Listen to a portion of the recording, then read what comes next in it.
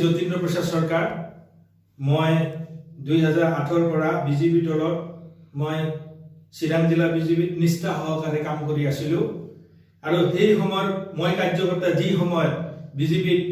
100 জন কাৰ্যকৰ্তা নাছিলে বহুত কষ্টৰে আমি কাৰ্যকৰ্তা ইয়াত সকলে মিলি পেলাই নিষ্ঠা সহকাৰে কাম কৰি আছিলো কিন্তু পৰ্যায়ক্ৰমত দিন উপলিব ধৰিলে আৰু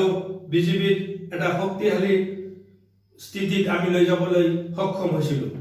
কিন্তু বৰ্তমানৰ যিটো বিজেপি আৰু আমি যেতিয়া বিজেপি কৰিছো সেই বিজেপি আছিল আদৰ্শগত বিজেপি নীতি থকা বিজেপি আজিৰ দিনত সেইবিলাক নীতি নিয়মলা বা আদৰ্শ নথকা বিজেপি হৈ গ'ল বিজেপিটো আজিৰ দিনত নামতেহে বিজেপি জীয়াই আছে আৰু বিজেপিৰ যিখিনি কাৰ্যকলাপ সেই কাৰ্যকলাপৰ প্ৰতি মই অসন্তুষ্ট হৈছো মই এক কথাত ক'বলৈ গ'লে ইমান শ্ৰম দানেৰে মই কাম কৰি আহিলো কিন্তু বিজেপিয়ে মোক নিৰাশ কৰিলে হতাগ্ৰস্ত কৰিলে আৰু এক কথাত ক'বলৈ গ'লে মোক বিজেপিয়ে মানে অপমানিত কৰিছে মোক একেবাৰে লজ্জাজনক কৰিছে কেনে ধৰণৰ মই গাই থাকি পৰ্যায়ক্ৰমে চাওক 2010 বহুত ঘাট প্ৰতিঘাটৰ সহ্য কৰাৰ পাছত ইয়াৰ যিটো অঞ্চলত যিকি অশান্ত অঞ্চল আছিল আপোনালোকে জানে আমি যেই সময়ত বিজেপি কৰো সেই সময়ত অশান্ত অঞ্চল জৰ্জৰিত ভয় ভাবুকি ইয়াত চলিছিলে সেই সময়ত আমি সেইবিলাকক কোনো ধৰণৰ কেৰেপ কৰা নাই কিন্তু আমি আগবাঢ়ি গৈছিলো 2010 প্ৰথমবাৰৰ কাৰণে আমাৰ বিজেপি ইয়াত চিৰাং জিলা সমিতি শক্তিশালী ৰূপে গঠন কৰা মই একমাত্ৰ বলিষ্ঠ নেতৃত্ব লৈছিলো আৰু প্ৰতাপ দাস ডাঙৰীয়াৰ নেতৃত্বত আমি ইয়াত চিৰাং জিলা অতি শক্তিশালী ৰূপৰে আমি হেৰি কৰিছিলো আনিবলৈ পাৰিছিলো সেই সময়ত মাননীয় ৰাজ্যিকৰ উপসভাপতি ৰঞ্জিত দাস ডাঙৰীয়া বৰ্তমানৰ কেবিনেট মিনিষ্টাৰ তেওঁৰ সহযোগত ইয়াত সাংগঠনিক স্থিতি মজবুত কৰাৰ কাৰণে তেওঁ আমাক বহুত সহায় কৰিছিলে সেই সময়ত কিন্তু আজিৰ দিনত তেওঁ সভাপতি পালে কেবিনেট মিনিষ্টাৰ হলে এই পুৰণি যে কাৰ্যকৰ্তা সেই কাৰ্যকৰ্তাবিলাকৰ কোনো ধৰণৰ খা খবৰ লোৱা নাই আৰু ক'বলৈ গ'লে ইয়াত বহুত নিষ্ঠাবান কাৰ্যকৰ্তা আছে যি খুব ভাল কাৰ্যকৰ্তা ইয়াত জন্মগ্ৰহণ কৰিছিলে বিজেপি সেই কাৰ্যকৰ্তাবিলাক আজি নিক্ষেপ হৈ গৈছে একদম নিক্ষেপ কৰি দিছে বিজেপি কৰিছে কেনেকা কৰিলে কেতিয়াৰ পৰা কৰিলে মই চব আপোনালোকে জানে মোৰ কাৰ্য দক্ষতাৰ প্ৰতি লক্ষ্য ৰাখি 2015 চনত বিটিসি ইলেকশ্যনত নিৰ্বাচনত মোক প্ৰাৰ্থিত্ব প্ৰদান কৰিছিলে সেই সময়ত আমাৰ কৰ্মকৰ্তা নাছিলে কিন্তু তথাপি মই সেই সময়ত 2021টা ভোট পাবৰ কাৰণে সক্ষম হৈছিলো যাত মানুহ নাই যাত কোনো বিজেপিৰ ফ্লো নাই একোই নাছিলে কোনো শক্তি নাছিলে বিজেপিৰ সেই সময়ত কিন্তু এই যে আমি ইমান নিষ্ঠা সহকাৰে ত্যাগেৰ সহকাৰে আমি যে কাম কৰি আছিলো সেই কামৰ মূল্য আমাক নিদিলে একদম মূল্য দিয়া নাছিলে তাৰ পাছত আপোনালোকে চাব পৰ্যায়ক্ৰমে যেটো 2015 পিছত বিজেপিত বহুত ভাল কাৰ্যকৰ্তাৰ আগমন হল মই গাম যেনেবা আপোনালোকে জানে যে ছাত্ৰ সংগঠনৰ পৰা আহা নাথুৰাম বাৰৈ ডাঙৰীয়া আৰু লগতে তাৰ খন্তেক পিছতে আহিলে আমাৰ হেৰি কি কয় তেওঁৰ নাম হল আপোনাৰ অৰূপ দেৱনাথ ডাঙৰীয়া মই এই দুজন ব্যক্তিৰ নামটো কিয় গাইছো যে নাথুৰাম বাৰৈ ডাঙৰীয়া বিজেপিৰ কাৰণে মন নিচিনা ত্যাগ কৰিছে কেনে ধৰণৰ যে নাথুৰাম বাৰৈ ডাঙৰীয়া সেই সময়ত আমি তেওঁ উদ্বুদ্ধ কৰিছিলো বিজেপিৰ আনাৰ কাৰণে মন নেতৃত্বত আহিছিলে বহুত সংখ্যক মানুহ লৈ পেলাই কিন্তু সেই সময়ত দেখা গ'ল যে নাথুৰাম ডাঙৰীয়া টকা পইচাৰ পৰা আৰম্ভ কৰি সবখিনি সহযোগ কৰিছিলে ইভেন দেলত এনে ধৰণৰ ত্যাগ স্বীকাৰ কৰিলে তেওঁ নিজৰ যিটো চাকৰিখন চৰকাৰী চাকৰি আছিল চাকৰিখিনি ৰিজাইন দিব লগা পৰিস্থিতি আহি গ'ল তেওঁ ভলেণ্টিয়াৰ ৰিজাইন দি পেলাই একেবাৰে সততাৰ সৈতে কাম কৰিলে কিন্তু আজিৰ দিনত নাথুৰাম ডাঙৰীয়াক বিজেপি বঞ্চিত কৰিলে টিকটৰ পৰা আমি দাবী জনাইছিলো আমাৰ কোনো কথাই শুনা নাছিলে এতিয়া চাওক অৰূপ দেৱনাথ ডাঙৰীয়া অৰূপ নাথ ডাঙৰীয়াৰ যিটো নেতৃত্ব ভাল সুন্দৰ পদক্ষেপ লৈছিলে আজি আপোনালোকে দেখিছে ইয়াত 4জন জনপ্ৰতিনিধি আছে কিন্তু এই 4জন জনপ্ৰতিনিধি আহাৰ আগত আমি সকলে মিলি নিষ্ঠাবান কাৰ্যকৰ্তাসকলে কিনে ধৰণৰ বিজেপিটো আমি চলাই লৈছিলো তাৰ উদাহৰণ আমাৰ অৰূপ নাথ ডাঙৰীয়াই কি কৰিছিলে যে নিজৰ গাঁঠিত খৰচ কৰি তেওঁ ডেভেলপমেন্টৰ কাম কৰিছিল আপোনালোকে নিজে ইয়াৰ প্ৰমাণ তেওঁ নিজৰ গাঁঠিত ধন খৰচ কৰি তেওঁ বাহৰ হেতু বনাই ৰাইজৰ কাৰণে মংগলৰ কাম কৰিছিলে কিন্তু বিজেপি দলে মই দেখিছো যে তেওঁকো বঞ্চিত কৰিলে মোৰ নিচিনা এই যে বিজেপিত যে এইবিলাক চলিছে আপোনালোকে জানে 2015 পিছত 2016 যেতিয়া আহিলে আমাৰ বিপিএফৰ লগত মিত্ৰতা হৈছিল বিধানসভা আমি সেই 2016 চনত বঙাইগাঁৱত এটা শো আছিল আমাৰ টিভি শো আছিল সেই টিভি শোত আমি বহুত ভাল ভাল কাৰ্যকৰ্তা বা বিভিন্ন দলৰ কাৰ্যকৰ্তা টিভি শোত ভাগ লৈছিলো সেই সময়ত দেখিলো যে বৰ্তমানৰ যে বিধায়ক সেই বিধায়ক ডাঙৰীয়াই তাত বিজেপি সাম্প্ৰদায়িক দল বুলি গাইছিলে আৰু সেই বিধায়ক ডাঙৰীয়াই কৈছিলে যে অকল অসমৰ পৰাই নহয় ব্ৰিটিছ চিটি পৰা নহয় অকল সমগ্ৰ ভাৰতবৰ্ষৰ পৰাই বিজেপি দলক উৎখাত কৰিব লাগে এনে ধৰণৰ মন্তব্য তেওঁ দিছিলে এইটো টকশ্বত মই আছিলো নিজে উপস্থিত আৰু সেইটো প্ৰতিদিন টাইমে লাইভ কৰিছিলে আৰু আপোনালোকে যদি এই তথ্যখিনি ল'ব বিচাৰে আপোনালোকে প্ৰতিদিনৰ টাইমত জল মই এই তথ্যখিনি পাই যাব লগতে এই বিধায়ক বৰ্তমানৰ যে বিধায়ক ডাঙৰীয়া সাংগঠনিকভাৱে কি কাম কৰিলে মই তাৰ কিছু খতিয়ান দিলো 2010 চনত যেতিয়া এই অজয় ৰায় ডাঙৰীয়া আমাৰ বিজেপি আহে তেতিয়া মই প্ৰথম যিটো সমিতি আছিল সেই সমিতিত মই হেৰি কৰিছিলো এক্সিকিউটিভ মেম্বাৰ দিছিলো জিলা মানে আমদানি কিন্তু নেতা আজিৰ দিনত চাওক আজিলৈকে বিজেপি বেনাৰ লৈ পোৱা নাই সেই সময়লৈকে বিজেপিত কোনো সভা সমিতিত অংশগ্ৰহণ কৰা নাছিল কিন্তু আজিৰ দিনত প্ৰতিষ্ঠিত ইহঁতে নেতা বিজেপিৰ আপোনালোকে জানে কোনোদিনে বিজেপিত কাম কৰা নাই কাৰ আশীৰ্বাদত তেনেধৰণৰ আমাক কিয় বিজেপিয়ে বঞ্চিত কৰিলে আমি একেবাৰে বিজেপিত বঞ্চিত কাৰ্যকৰ্তা হৈ গলো আজি 4জন নেতা যিটো বিজেপিত কৰ্ম কাৰখানা আজি কোনো ধৰণৰ কাৰ্যকৰ্তাৰ সুখে দুখে ইহঁতে সহযোগ কৰে কোনো ধৰণৰ মানে সহযোগ বিহীনভাৱে ইহঁতে বিজেপিখন চলাইছে একো নায়কত্ববাদ মাত্ৰ ক'বলৈ গ'লে ক্ষমতা কেন্দ্ৰিকভাৱে নিজৰ ক্ষমতাৰ কাৰণেহে বিজেপি কৰিছে কাৰ্যকৰ্তাৰ কাৰণেহে দলৰ কাৰণে নহয় 2021 চনৰ বিধানসভাত আহিল বিজেপি যিটো আপোনালোকে দেখিছে যে এই নিৰ্বাচনৰ পিছৰ পৰা আমাৰ যিটো এছাম যিটো প্ৰবীণ কাৰ্যকৰ্তাবিলাক এই প্ৰবীণ কাৰ্যকৰ্তাবিলাকে লাহে লাহে বিজেপিৰ পৰা নাইকিয়া হৈ যাব লাগিছে নিখেক হৈ গৈছে একদম কেনেধৰণৰ নিখেক হ'ল যে দলত এটা শ্লোগান দিছিলে যে প্ৰবীণক সন্মান আৰু নবীনক আদৰ চাওক আমি প্ৰবীণ কাৰ্যকৰ্তা হিচাপে নবীনক যিমানখিনি মৰম আদৰ কৰিব লগা আছিলে দলৰ ইনষ্ট্ৰাকচন অনুযায়ী আমি কিন্তু মৰম কৰিছে কাৰণে আজি ইহঁতে নেতৃত্ব দিব পাৰিছে আৰু সেই সময়ত যদি আমি সংগঠন নকৰিলে হয় আজিৰ দিনত বিজেপিৰ এই স্থিতি নাহিল হয় আমি বহুত কষ্টৰে কিন্তু আমাক বঞ্চিত কৰাৰ এই উত্তৰখিনি কোনে দিব আপোনালোকে জানে যে মই একমাত্ৰ কাৰ্যকৰ্তা যে বিজেপিৰ মানে শক্তিশালী ৰূপত মই সেই সময়ত ভয় ভাবো কি মই কোনো কেৰাত কৰা নাছিলো আমি যি সময়ত আমাৰ দিন দুপৰে ইয়াতে হেৰি হৈছিলে হত্যালীলা হৈছিলে ধন দাবী হৈছিলে লুণ্ঠন হৈছিলে সেই সময়ত আমি কিন্তু উত্তৰ অঞ্চলত যাই পেলাই মই নিজৰ জীৱনৰ ভাবো কি মানে কাৰণে কোনো চিন্তা কৰা নাছিলো কিন্তু আমি সংগঠনৰ কাৰণে চিন্তা কৰিছো আমি পানবাৰী হওক বিষ্ণুপুৰে হওক বা উত্তৰ অঞ্চল সকলো ঠাইত যাই পেলাই আমি সাংগঠনিক কাম কাজ কৰিবলৈ সক্ষম হৈছিলো আৰু আজিৰ যিটো মোৰ বিজেপি ত্যাগৰ যিখিনি পৰিকল্পনা এই পৰিকল্পনা আজি নহয় 2014 লোকসভা নিৰ্বাচনৰ 6 মাহ আগত মোৰ পৰিকল্পনা আছিলে কিন্তু এই সময়ৰ ভিতৰত বহুত পলম হোৱাৰ কাৰণখিনি মই গাইছো যে মই মাননীয় প্ৰাক্তন সভাপতি ভৱেশ কলিতা ডাঙৰীয়া দেৱক মই গোটেইখিনি সাংগঠনিক স্থিতিটো অৱগত কৰিছিলো তেওঁৰ পৰা আমি কাৰ্যকৰ্তা আমি অকলে নহয় সকলো কাৰ্যকৰ্তা মিলি পেলাই এটা টিম যাই পেলাই অৱগত কৰিছিলো কিন্তু তেওঁ নিমাতী কন্যাৰ ভাৱৰে বহি থাকিলে আমাক কোনো ধৰণৰ সহযোগ নকৰিলে আৰু লগতে কি কৰিলে যে আমি যিখিনি দাবী দিলো দাবীখিনি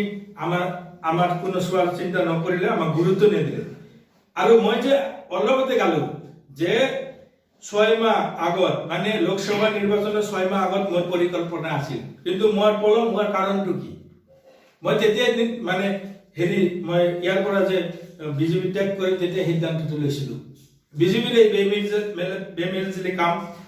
কাৰ্যকৰ্তাৰ প্ৰতি অনাদৰ অন্যায় এইবিলাক মই মানে ভাল চকুৰে দেখিব পৰা নাই, অন্তৰৰ পৰা সহ্য কৰিব পৰা নাই। আপোনালোকে দেখক, মই এই যে মোৰ যে পলম হোৱাৰ কাৰণটো আপোনালোকে জানে যে ভাৰতীয় জনতা পাৰ্টিৰ মানে হেৰি যে ৰাষ্ট্ৰীয় স্বয়ংসেৱক সংঘৰ দ্বাৰা প্ৰচলিত, ৰাষ্ট্ৰীয় স্বয়ংসেৱক দ্বাৰা প্ৰচলিত এটা সংগঠন। মই মোৰ যিটো মনৰ বেদনা, মোৰ যিটো মনৰ গোটেইখিনি কথা মই তেওঁলোকৰ লগত অৱগত কৰাইছিলো। তেতিয়া তেওঁলোকে কৈছে আপুনি ইমান খৰধৰ নকৰিব,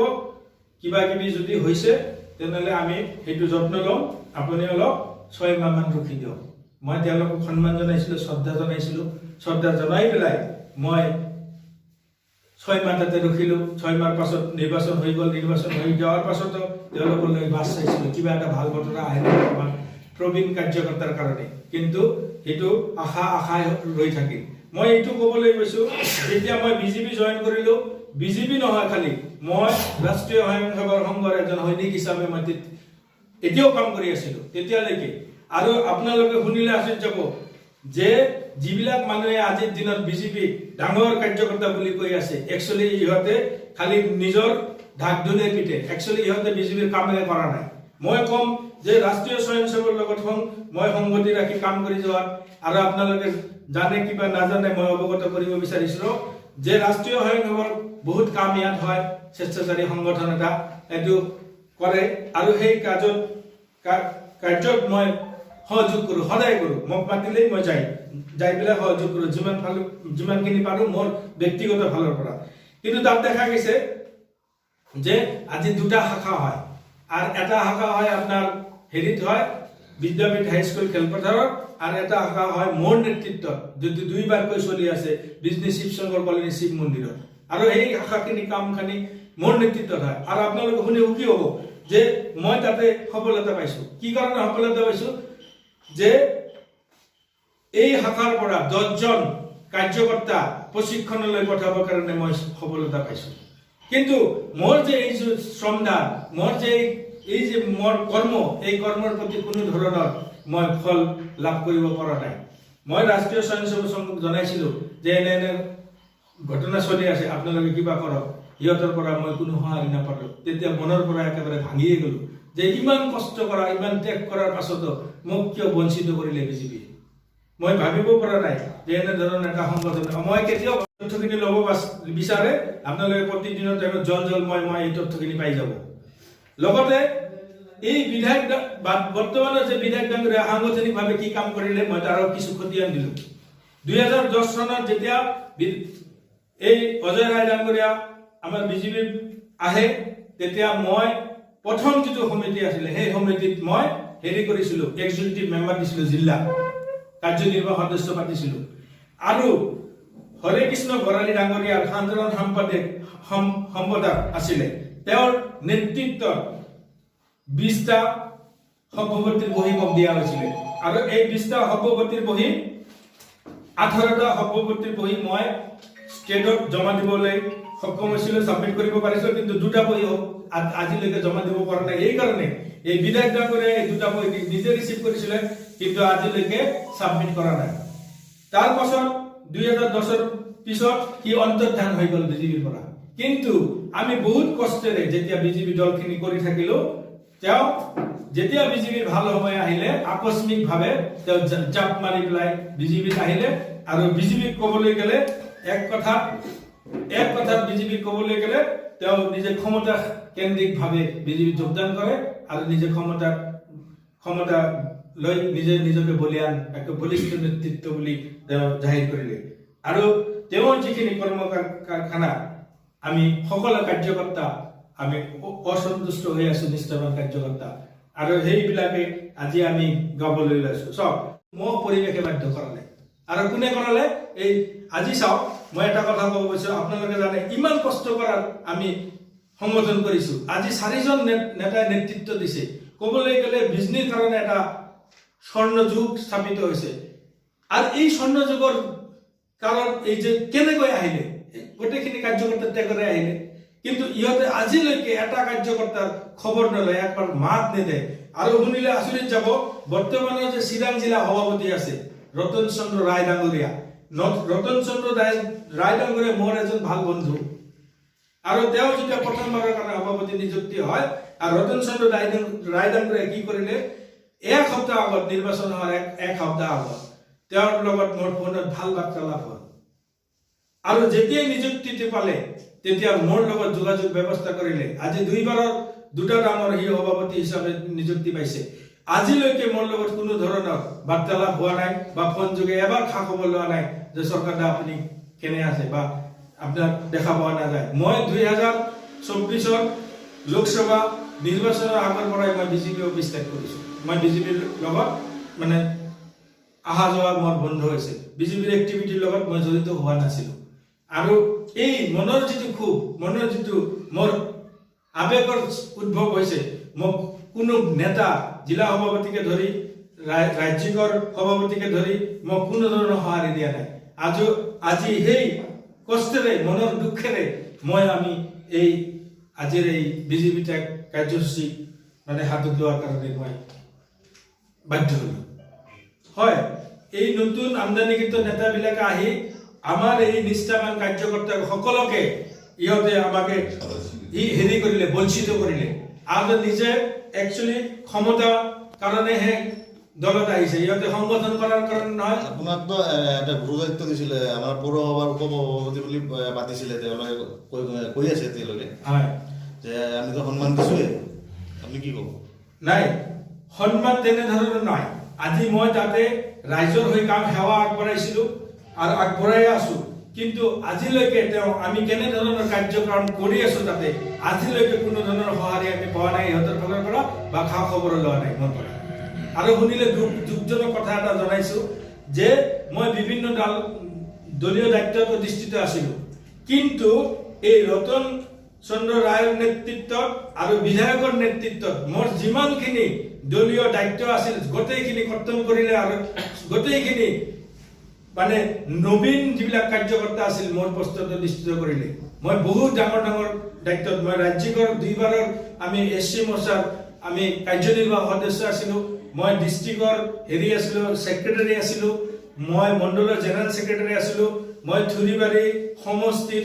মই অবজাৰভাৰ হিচাপে কাম কৰি আছিলোঁ আজিৰ দিনত মই ন্যূনতম যিটো দলীয় অধিকাৰৰ পৰাও খৰ্ব কৰিছে ইহঁতে গতিকে মোৰ আৰু এই দলৰ প্ৰতি কোনো ধৰণৰ আস্থা আৰু আশা নাই যাৰ কাৰণে মই আজি বিদায় ল'ব লগা হ'ল আপুনি পৌৰসভাৰ উপসভাপতিৰ